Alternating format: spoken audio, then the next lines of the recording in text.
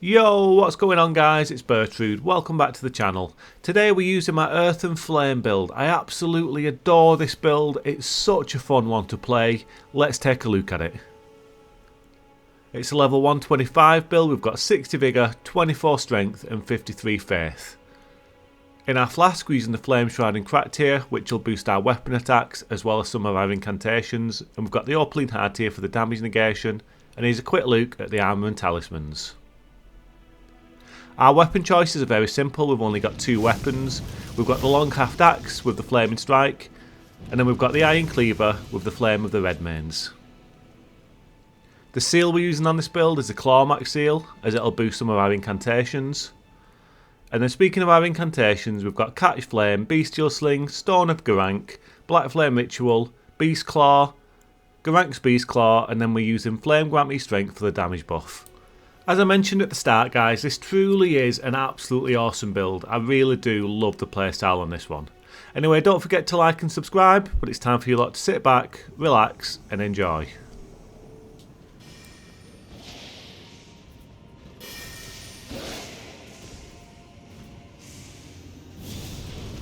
Alrighty guys, welcome back to the channel. I hope you all having an absolutely awesome day. Thanks for stopping by, checking out this latest video. And as I said, today we're using my Earth and Flame build. This one is an absolutely awesome build. Let's take a look at this first invasion. We just took out the first summon there with the flame of the red mains on the iron cleaver. Now it's just down to me and the host. Nice little invasion to start things off. It's a good demonstration of the build. It kind of showcases a lot of what we're capable of doing with this build. A lot of nice combos, a lot of good weapon attacks. The synergy on this build is absolutely insane. We'll take a deep dive into it as the video goes on, but for now let's just check out some of these opening invasions. That was a really good one to start. Nice little quick 2-on-1. Not really give us too many. They didn't really give us too many problems there. But you know, we're on to the second one now, and this one's a bit more of a challenge. This is a 2-on-1 up in the mountaintops, and they soon get a blue in, so it turns into a 3-on-1 pretty quickly. Although I think if I recall on this one, I do manage to take out the summon before the blue arrives, but still, you know how it is. We love kicking the blue's ass. As I approached these two, I realised that the summon was trying to do a million buffs before the fight starts, and I'm not going to sit back and just let him do a load of million free buffs. I'm just going to put a bit of pressure on him, get a free hit him while he's doing one of his buffs, and we managed to take him out. The host here is using the Madness Spear. We get a really nice backstab on him there. Put a bit of pressure on, but he does manage to get a Madness proc on us in a minute. There you go, that's a Madness proc. He's done a good bit of damage, but he's took a good bit of damage as well, so we both take that chance to back up and heal. And before I know it, the blue's in. Now he does get a big hit on me there. I think that's the Sword of the Night and Flame. Yeah, it is. He's using the Sword of the Night and Flame. And having Flaming Strike on the long haft axe is perfect for when I feel like I'm just in a little bit of a pinch or I'm under a bit of pressure. It hits really hard. It's not an Ash of War I'm just going to turn to all the time on this build. But having it in the kit is just so useful when I'm under too much pressure or I feel like I need to get myself out of a tricky situation. You know, not that that was particularly a tricky situation, I just felt like I took a bit of damage, the blue was pressuring me. Switched to the long haft axe, two-handed, and I just take him out of the scene really quickly, and now it's back to me and the horse for this one-on-one. I do have to remember he's using the Madness Spear, so I've got to respect that. You know, I can't give him too many free hits. You know, if I take too much Madness, he's going to get that big heavy charge attack on me, the R2, and it's going to be, he's going to do a lot of damage with that, so I do have to respect it. But we're just having a little dance around each other, trying to suss each other out now for this little one-on-one to finish this invasion. He did some nice dodges earlier when I put a bit of pressure on him, but the iron cleaver with the long haft axe and the offhand is such a good combination together. It's like you can keep up so much weapon pressure on him, as well as all of our incantations on this build. Honestly, the synergy in this build is absolutely insane. There's just synergies going all over the place. There's so much combo potential. You can just hit our opponents with so much offense, it's absolutely ridiculous. Honestly, this build can really do it all when it comes to combat. He's got so many different options. And there we go, Flame of the Red Mains, take the horse out, kills the horse, give him a nice little bow because that was definitely a really good one-on-one after we took out the summon and the blue in that one. Yeah, really good invasion. I don't mind when the blue comes in. Like, I love kicking the blue's ass. Everyone loves spanking a blue. Everyone loves spanking a blue. But you know, when it's staggered into an invasion like that, and it was like 3 kills to get the win in that invasion overall. It's just really satisfying. It's really good stuff.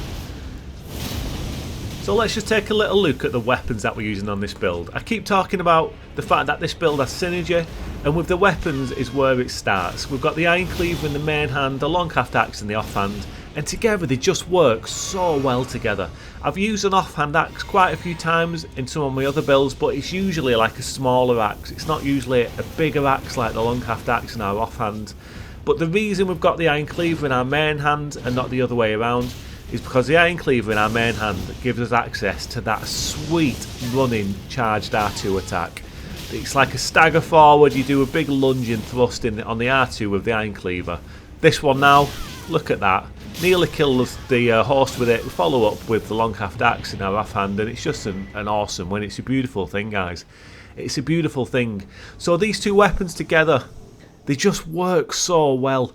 Like, you can mix up the timings with it. It's really hard for our opponents to get a grasp on the timings of these weapon attacks. They are really, really effective, and visually as well. I just think they suit the characters so well. They just work so well together visually. This build is all focused around earth and flame attacks, so our weapons are flame art infused, as well as our flask is going to boost our flame attacks as well, so that's going to give our weapon attacks a boost, as well as some of the incantations we're using. So yeah, if we start off with this build with our weapons, we really could just be using the long haft axe and the iron cleaver alone, without any incantations or nothing else going on the build, and it would just still be an awesome build. But that's not how we do things here, is it, guys? You know that.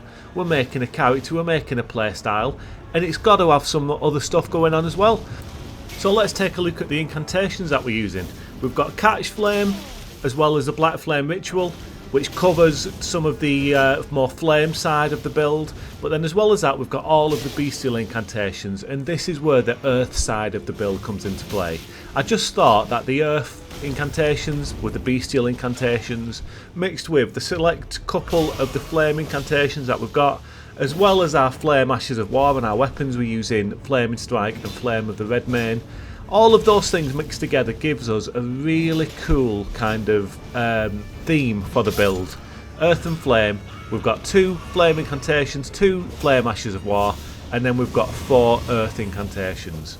And all these things mixed together just creates combo potential for days.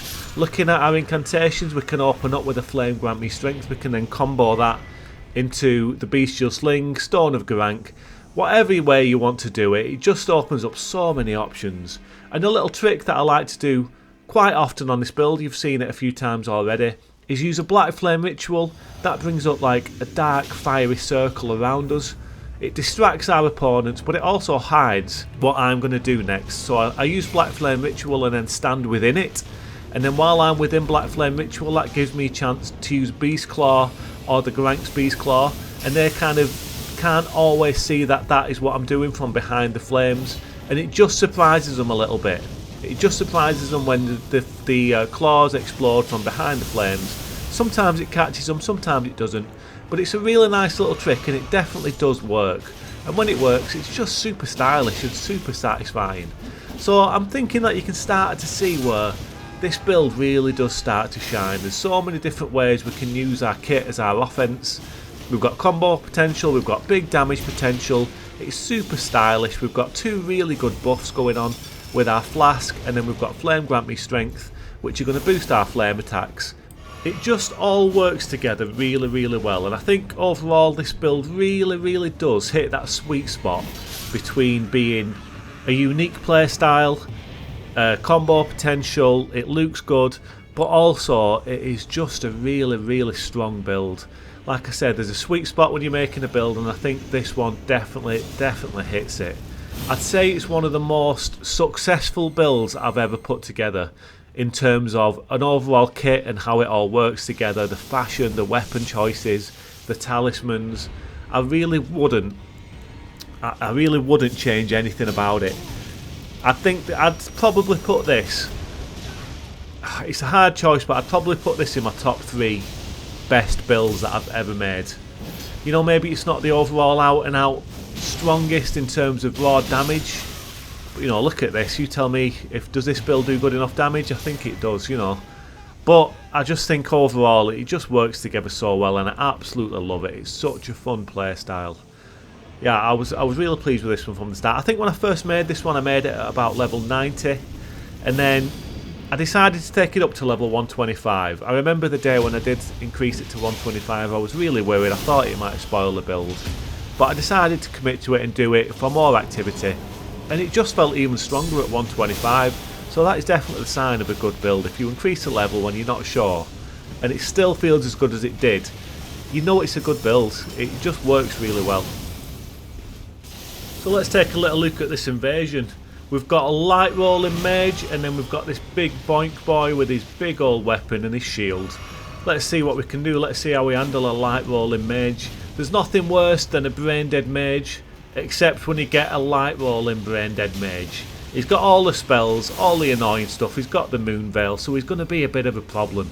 My game plan on this one was to try and take out the big boink boy, and then focus on this little light roller afterwards. It'd be too much to try and take out the mage light rolling, because it's hard enough to hit him anyway, especially when I've got his mate chasing me around, trying to ass slam me, trying to kill me with his cheeks like he is doing there.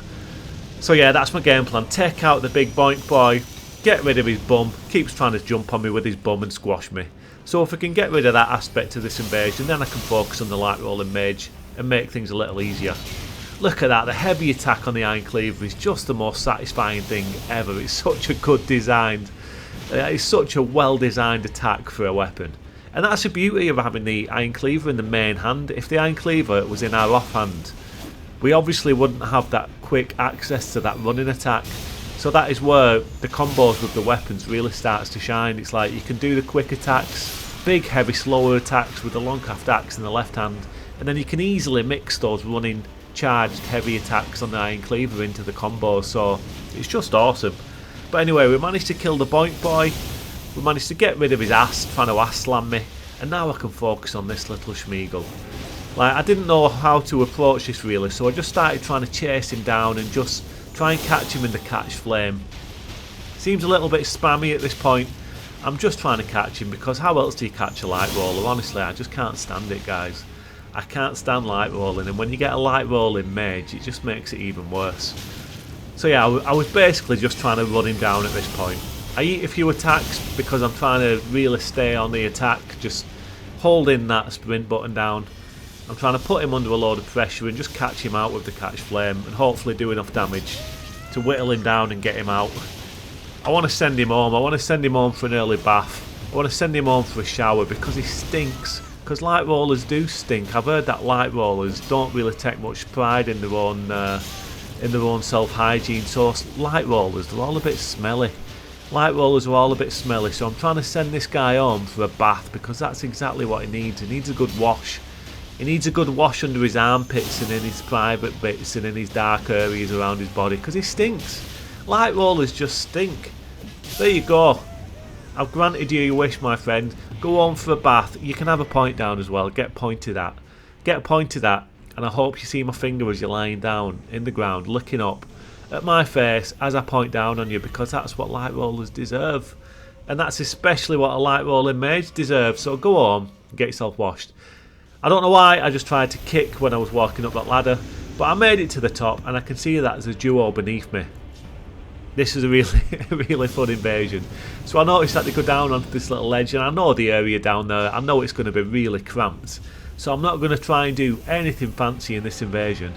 I switch to my weapons. I get ready with the long haft axe, put a load of pressure on them, switch to the flaming strike, because it's a bit of a tricky situation. I just want to get one of them out of the picture. Now you can see this guy is a really tanky boy. This guy's poised up for days, so I've got to pick my moments to attack.